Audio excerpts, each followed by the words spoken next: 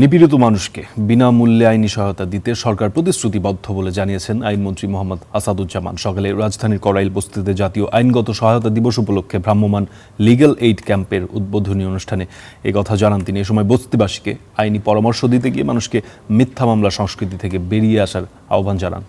তবে নির্দোষ কেউ আইনি সেবা থেকে বঞ্চিত হলে আইন মন্ত্রণালয়কে অবহিত করারও আহ্বান জানান আইনমন্ত্রী।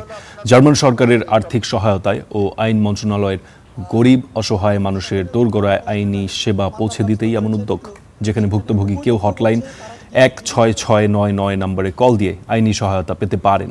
আইনমন্ত্রী আরও বলেন, কেউ অবিচারের শিকার হয়ে আইনজীবী নিয়োগ করতে না পারলে হটলাইন নম্বরে কল দিয়ে সহায়তা চাইলে তা পাওয়া যাবে।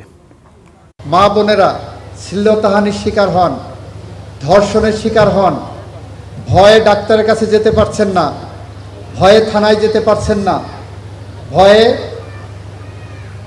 কোর্টে যেতে পারছেন না, টাকার অভাবে আপনি আইনজীবী নিয়োগ করতে পারছেন না। আমরা বলছি আপনার এই ভয় পাওয়ার দিন শেষ। আমরা বলছি সরকার আপনার পাশে থাকবে।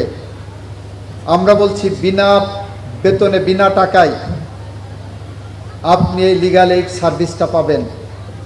আইনজীবী আপনার পাশে যিনি থাকবেন তাকে টাকা দেবেন সরকার।